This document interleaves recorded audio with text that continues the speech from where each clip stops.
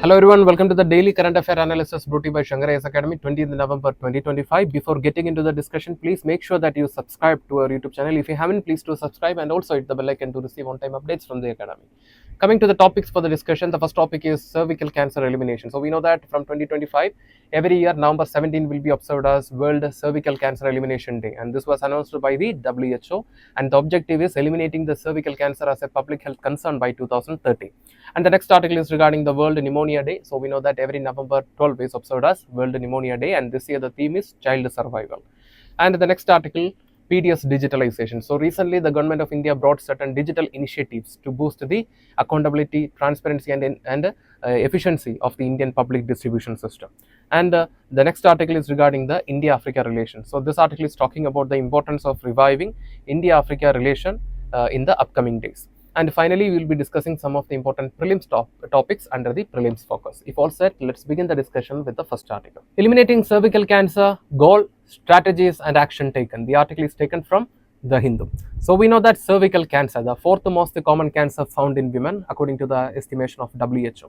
And we can see that according to the study done by WHO in 2022, nearly 6,50,000 plus new cases were reported in that year across the world, and 3 lakh plus women lost their life because of the cervical cancer. And now the World Health Organization announced that from 2025 onwards, every year November 17 will be observed as World Cervical Cancer Elimination Day. So in this background, let us discuss more about this article. So starting with the cervical cancer. So cervical cancer is a cancer caused by the persisting infection with the human papilloma virus that develops in the cells of the cervix. So we know that cervix is a part, it's a path that connects the the uterus with the vagina, and this infection, the persisting infection caused by the human papilloma virus is the primary reason behind the development of the cervical cancer, because due to this persisting infection, sometimes the cells in the cervix will experience mutation and that can be cancerous. And out of this human papilloma virus, we have to understand that this human papilloma virus is not just a single virus, it's a group of virus which consists of nearly 200 plus types, and out of it the human papilloma virus 16 and 18 are the primary reason behind the persisting infection and the cervical cancer, and the major mode of transmission is through the sexual contact. And what are the risk factors associated with this HPV infection and cervical cancer? So the first is early marriage. So you can see that at the early age, the cervix will not be physiologically mature. So the early marriage and early sexual relationship sometimes leads to infection in that area. And the second is people with multiple sexual partners are at the high risk of transmission of this or getting this infection. And high parity, that is more childbirth. Giving women who are giving more childbirth are all birth to the children are also at the high risk of developing the infection. And the people who maintain poor genital hygiene are also at the high risk of getting this infection. And also people with lifestyle habits like smoking and alcohol consumption are also at the high risk of developing this infection, because their immune system is already suppressed. And the people with certain health conditions, for example people with HIV, are at the high risk of getting this infection. So these are the major risk factors associated with the human papilloma virus. And coming to the global inequality, so this cervical cancer is also reflecting a deep inequality in the health sector.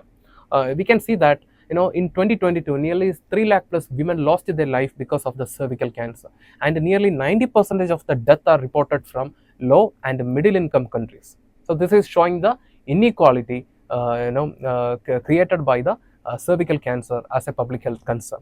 And you can see that if you take the the global incidence rate in 2018, nearly 5,70,000 plus new cases reported in that year, and this is expected to rise to 7 lakh by 2030, and the death rate is also expected to rise from 3 lakh to 4 lakh in the same period.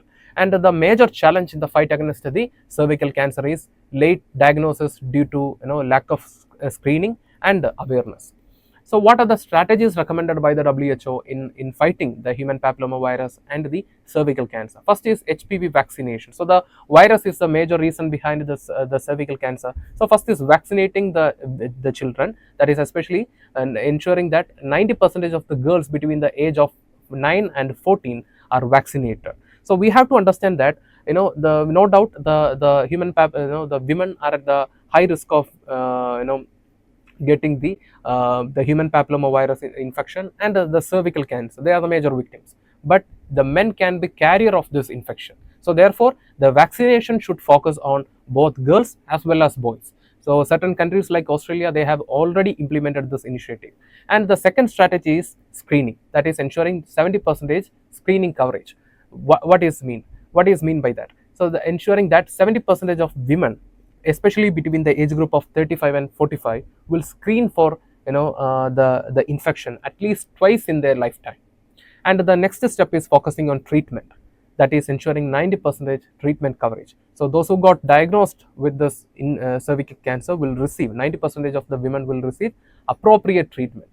That includes radiotherapy, chemotherapy, and other cares. So what are the strategies? 90% HPV vaccination to prevent the infection, 70% screening coverage, ensuring that 70% of the women will test for the infection at least twice in their lifetime. And the next initiative is, or the next step is, 90% treatment coverage. So out of the the women who got diagnosed with this cervical cancer or cervical infection will receive 90% of them, making sure that 90% of them will receive appropriate treatments, including radiotherapy, chemotherapy, and other cares. So what is the objective? The objective is to reduce the cervical cancer incidence to less than 4 cases per lakh by 2030, or eliminating the cervical cancer as a public health concern by 2030. So we can see that India has also taken a lot of initiatives. For example, we have the National Program for the Prevention and Control of the Non-Communicable Disease. It is focusing on many lifestyle conditions like hypertension, diabetes, cardiovascular problems, and common cancers, including the cervical cancer. And India is also planning to introduce the HPV vaccine in different phases. So recently, the many states are also taking many major steps. For example, the Tamil Nadu, they are focusing on vaccinating starting the vaccination from the school level itself. So such initiatives are going on in India as well. So coming to the prelims practice question, the question is, with reference to the human papilloma virus, consider the following statements. Statement 1: HPV infection can affect both genital and non-genital areas of the body. Statement 2: all types of HPV cause cancers such as cervical and vulvar cancer. Which of the above statements is or are correct? Option A, 1 only, option B, 2 only, option C, both 1 and 2, and option D, neither 1 nor 2.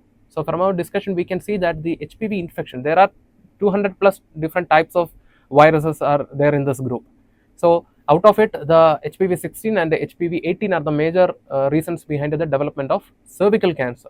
And this HPV infection can affect both the genital as well as non-genital areas of the body. So therefore, the statement 1 is correct. Sometimes it can cause warts-like condition across the body. So therefore, the statement 1 is correct. All types of HPV causes cancer such as cervical and vulvar cancer. That is incorrect. So here the correct answer is option 1. Option A, 1 only. With this, we will move to the next article. All you need to know about pneumonia.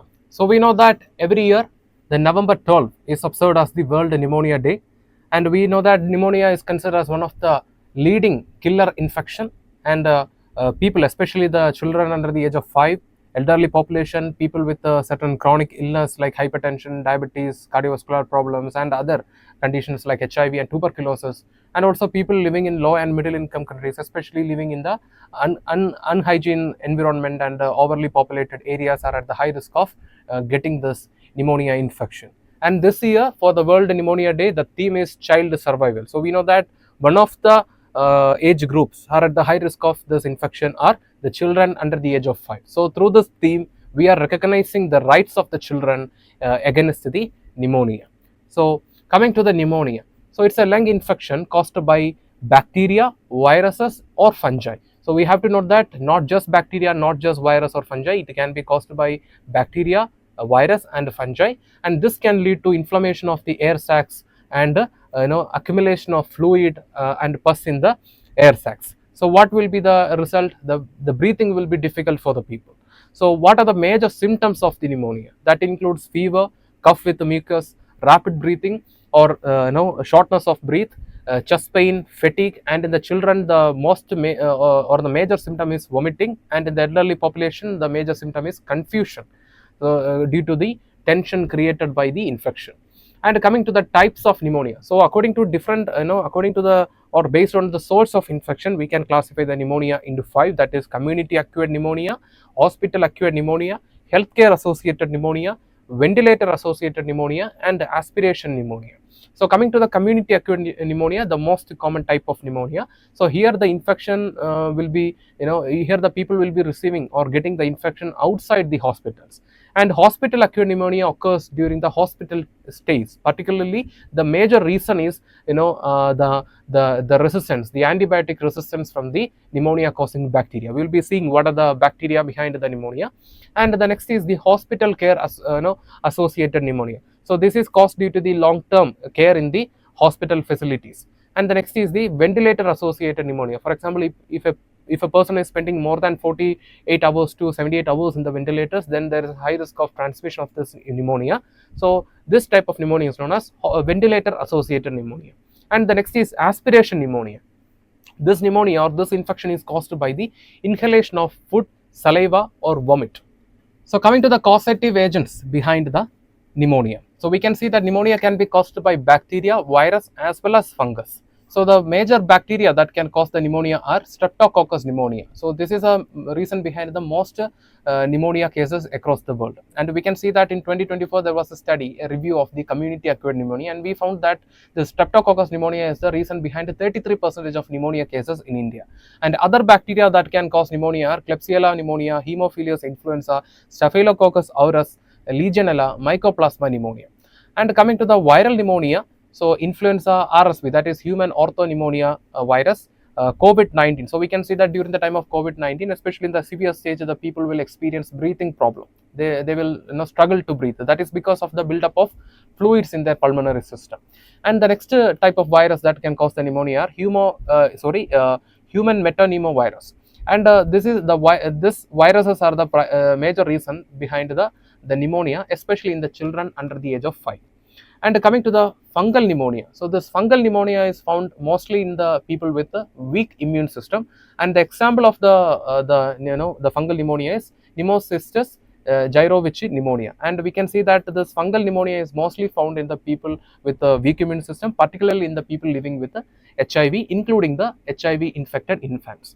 And coming to the treatment for pneumonia, so the treatment for pneumonia depends upon the type and severity of the condition. And the common treatment strategies includes administration of antibiotics, antivirals and antifungal medicines, controlling fever, and also providing cough syrup or cough medicines to control the coughing. And in the severe stage where the people will be struggling to get the breath, in that case we will be providing oxygen therapy and also the IV fluid to stable their health. And how we can diagnose the the pneumonia? For that we have physical examination, that is understanding the symptoms and the such signs. And next is chest X-ray. Through the chest X-ray we can understand or we can find whether there is any buildup of fluids in their pulmonary system. And the next is blood test. And blood test, through this blood test we can confirm the causative agent behind the pneumonia. And the sputum test and also the pulse oximetry test. So we can see that during the time of COVID-19, the community health workers will be often coming to our home and they will be checking our oxygen level through a small object that will be attached to our fingertip. So that is known as, that object or that instrument is known as pulse oximetry. So through this pulse oximetry we can read both the pulse as well as the oxygen supply across the body. And if the oxygen supply, if the reading is less than 90%, then that is a concern. And the next is the Indian scenario. So we can see that, like I mentioned already, in last year, that is in 2024, there was a study regarding the adult community acquired pneumonia in India, and we found that this study was published in Curious, and we found that the Streptococcus pneumonia is the reason behind 33% of pneumonia cases in India, and it is followed by Klebsiella pneumonia, which is contributing nearly 23% of pneumonia cases in India, and other bacteria are also contributing to pneumonia in the present situation. And coming to the under 5 mortality, so we can see that according to the report, that is a cause of death statistics report published by the Registrar General of India between the period 2017 and 19, we found that the pneumonia is contributing to nearly 17.5% of death in children under the age of 5. And we can see that in 2025, the theme for the pneumonia day is child survival. Through this we are recognizing, or we are giving more focus on focus in children's health in the fight against the pneumonia. And coming to the government initiative, so in 2019 the government of India launched the social awareness and action plan to neutralize the pneumonia successfully. So this is the short form is SAANS. So the full form, social awareness and action plan to neutralize pneumonia successfully. So this initiative was launched in 2019, which is aiming to reduce the child pneumonia through treatment and management guidelines, capacity building in the health workers, and also through awareness campaigns. So coming to the recent data, we can see that this data is taken from Health Management and Information System. It's a platform managed by the Ministry of Health and Family Welfare. And if we take the data between 2022 and 23, we can see that 4,73,780 cases of childhood pneumonia was reported. And we can see that in the same period, nearly 11,497 infants between the age group of 1 month and 12 months lost their life because of pneumonia. And if you take the age group of 1 year and 5 years, we can see that nearly 4,571 infants lost their life because of pneumonia in the period of 2022 and 23. So from this data we can understand how much the pneumonia is a serious concern, especially to the children under the age of 5 years. And that is why in 2025 we are giving more focus to the children under the age of 5 through the theme child survival. And coming to the prelims practice question, the question is, with reference to pneumonia, consider the following statements. Statement 1, pneumonia can be caused by bacteria, virus and fungi. Statement 2, Pneumocystis jirovecii is a common fungal cause of pneumonia in infants with HIV. So from our discussion, we can see that the pneumonia can be caused by bacteria, virus and fungus. That statement is correct. And Pneumocystis jirovecii is a common fungal cause of pneumonia in infants with HIV. Yes, we discussed that this Pneumocystis jirovecii, this fungal pneumonia is found in the people with weak immune system, particularly in people living with HIV, and also the infants infected with the HIV. So therefore the statement 2 is also correct and the statement 1 is also correct. So the correct answer is both 1 and 2, that is option C. With this we will move to the next article. Central launches ASHA, an AI platform to gather PDS feedback. The article is taken from The Hindu.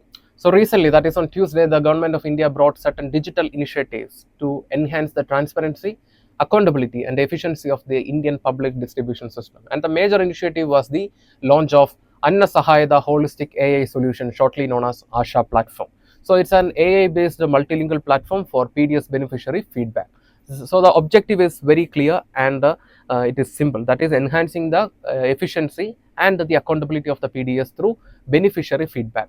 How this is going to work? So once you purchase the food grains from your nearby fair price shop, you will be receiving an AI enabled automated call in your local language, and in this call, if you have any concern, you can raise those concerns. For example, whether you have received full ration entitlement, if you have any concerns associated with the quality of the food grains, or if you have faced any other issues in the fair price shop, all these issues can be raised in this call.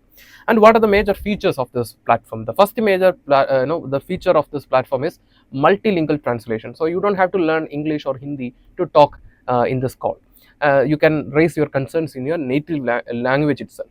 And the second major feature is the sentiment analysis. So it is not just using the the feedback, it is using the emotion of the beneficiary to assess the quality of service. So you might have heard, you might have seen in certain platforms, after service they will be showing 3 emojis, like regarding the feedback of the service. For example, one emoji will be very happy, second will be happy, and the third will be very poor. So like that, here in this platform also, the platform will be using the sentiment of the beneficiary to assess the quality of service. And the next is automated grievance categorization. So within this platform, we have different categories of grievance. So the beneficiary don't have to write a full page of grievance to address the concern.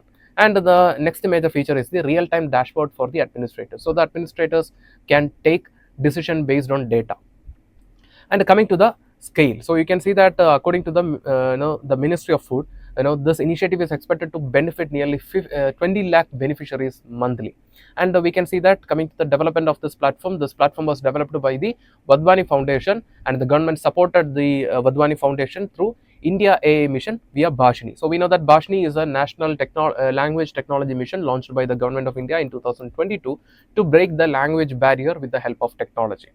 And we can see that through this language platform, we can converting or translation of the language is a major objective. That means simply breaking the language barrier through technology. And we know that the India AI mission was launched by the government in 2024 March So the objective is enhancing the AI ecosystem in India. So the India AI mission supported the Vadvani Foundation through Bashni for the development of the ASHA.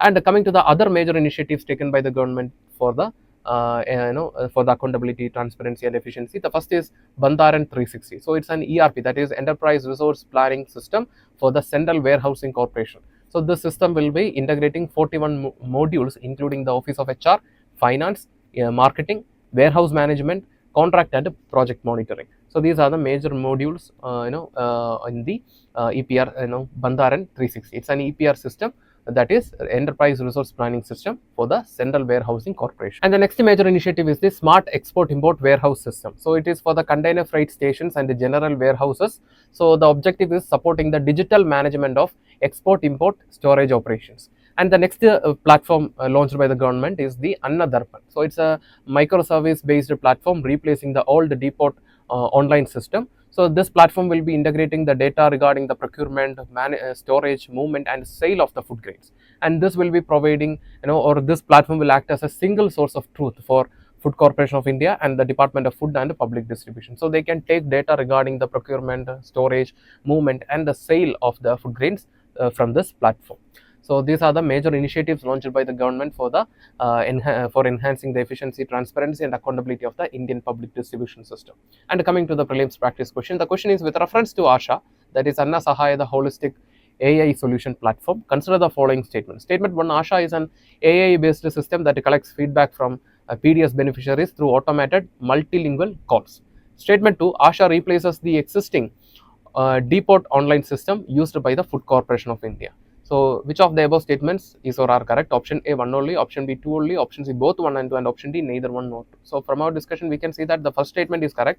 So the ASHA is for the collection of feedback of the PDS beneficiaries. So and that is using multiple languages. So therefore the statement 1 is correct. And coming to the statement 2, ASHA replaces the existing depot online system used by the Food Corporation of India. This statement is incorrect. Anna Darpan is going to replace the existing depot online system. So the statement 2 is incorrect, while the statement 1 is correct. So the correct answer will be option A, 1 only.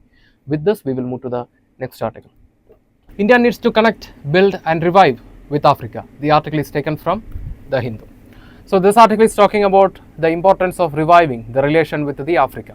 So we can see that the African states as well as India are united by a lot of factors. For example, the history. Once both countries or both lands were ruled by the colonial powers, no doubt the colonial policies led to loss of the wealth for both lands.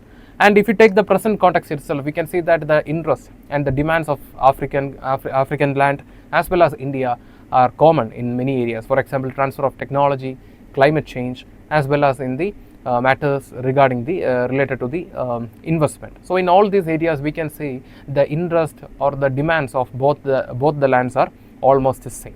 So here comes the importance of reviving the relation with the Africa. So we launched, to boost the relation with the Africa, we launched the India-Africa Forum Summit in 2008. And the second summit happened in the year 2011. And the third summit happened in the year 2015. And we can see that in this summit, India hosted all 54 African states. And after this summit, India opened nearly 70 new missions across Africa. And the India-Africa trade crossed the $100 billion, and the Indian investment in Africa also reached approximately $75 billion. And we can see that in the recent time, we also provided, through our advocate, we also provided, membership to the African Union in the G20. So the India is cooperating with Africa, but at the same time, we need a platform to revive the India's relation with the all African states, or we can say that in another sense, we can say that to revive the Pan-African relation. And the best initiative taken by the government was the India-Africa Forum Summit. But in the last 10 years, there is a gap. And why this is important now? Because we can see that according to the estimation, in the coming days, the Africa is also going to be a major demographic partner. So the opportunities are increasing. That is, we can see that by 2050, if we take 4 people from this planet, 1 will be living in Africa. So Africa is going to be that much important in the coming days. And coming to the strategic and economic engagement between India and Africa. So we cannot completely say that India did not engage with Africa. India have engaged with certain African states. For example, we have engaged with Namibia as a part of the Cheetah project. So we brought cheetah from Namibia. So like that, India is engaging with a lot of African states. But we need a platform to engage with the entire Africa or all African states. So what are the changes that we can see in the engagement between India and Africa, or between the or in the engagement between different nations in the last 10 years? There is a shift. The shift from aid based to core development model. So before that, we the engagement between the nations were based on aid. One country will be providing investment or support, another country will be receiving the support. So what is the issue? There is a hidden trap. The investor will have certain interest, and that may not be acceptable for the people who are living in the country which is receiving the investment. So there is a shift from aid based to core development model. So in this core development model, both countries will be taking equal responsibility, and they will be they will contribute equally to the development.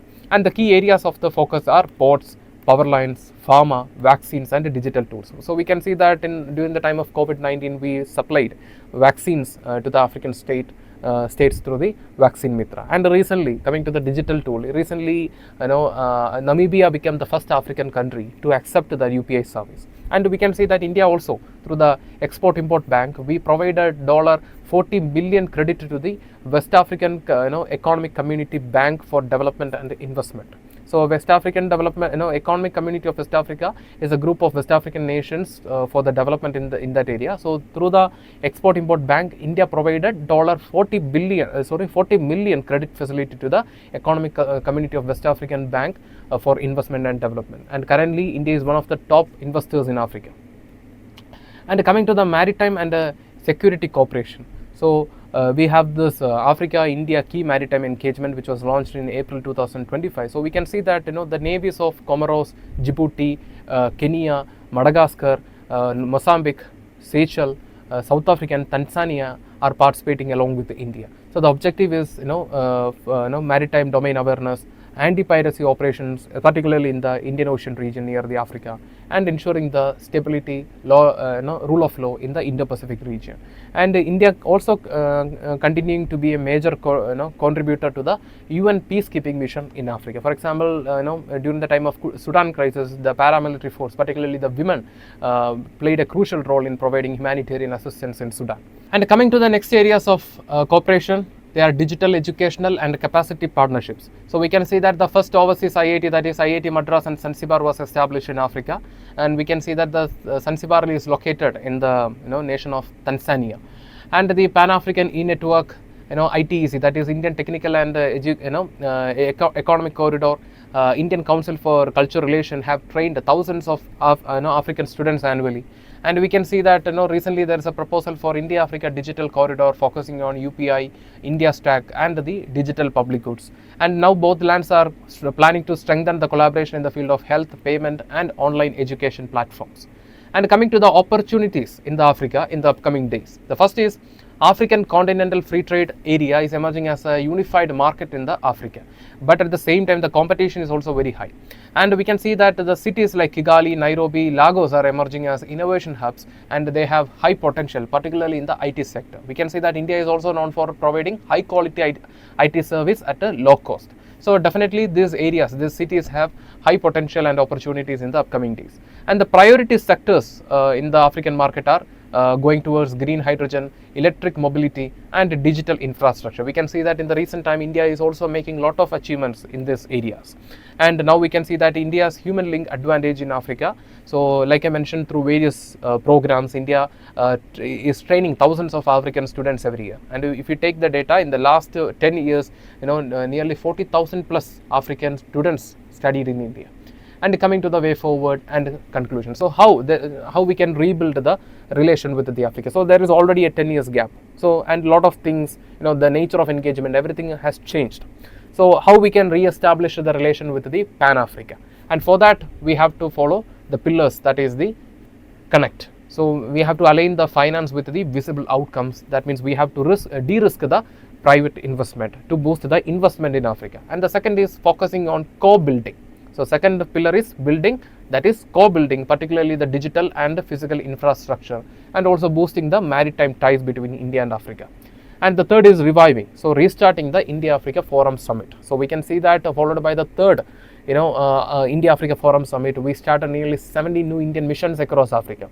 So we can make such achievements if we can revive or we can restart the India-Africa Forum Summit. And the goal is building a long-term corridor of technology, talent and development. And coming to the mains practice question, the question is critically examine the evolution of India-Africa relations over the last decade. How can India connect, build and revive its partnership with the Africa to align with the emerging economic and geopolitical realities? So it's a 15 marks question and you have to write around 250 words. Write the answer and post it in the comment section. We will review and we will reply for your answer. Now it's time to move to the next article. So coming to the prelims focus, the first topic is Berenaik excavation. So recently the archaeologists from the Tamil Nadu joined for excavation at Berenaik in Egypt. So it's an important archaeological site that can provide a lot of information regarding the ancient trade between the Mediterranean region and the Indian subcontinent. And this site became more important after 1995 when we unearthed potsherd bearing the Tamil Brahmi script. So we know that it is not that much surprising for those who have studied history, because we can see that there are a lot of other sources talks about the brisk trade between the Mediterranean and the Indian subcontinent in the ancient time. For example, the works of Pliny, as well as various other archaeological evidences like the Roman coins and articles from the coast of India. And we can see that the many port cities, ancient port cities, we have evidences regarding various ancient port cities, for example Musiris. So please note, the site is located in Egypt and it is important as an archaeological site because it provides evidence regarding the brisk trade between the Tamils and Romans in the ancient time.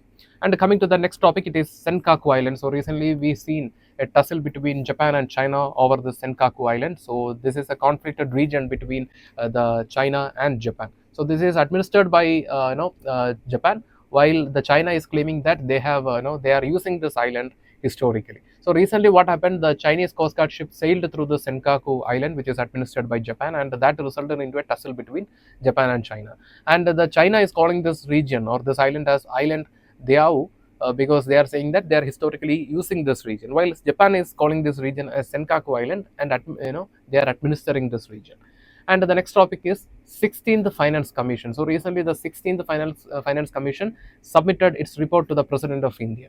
So we know that the Finance Commission is established under the clause 1 of the Article 280 of the Indian Constitution, and it is constituted by the President of India every 5 years to assess the finance condition and condition of this India and provide recommendation. And the 16th Finance Commission was headed by Dr. Arvind Panagaria, and the report covers the recommendation for the next 5 years, and the report the recommendations will be active become from the first day of April 2026. So coming to the prelims practice question, the question is, consider the following statements regarding Senkaku Islands.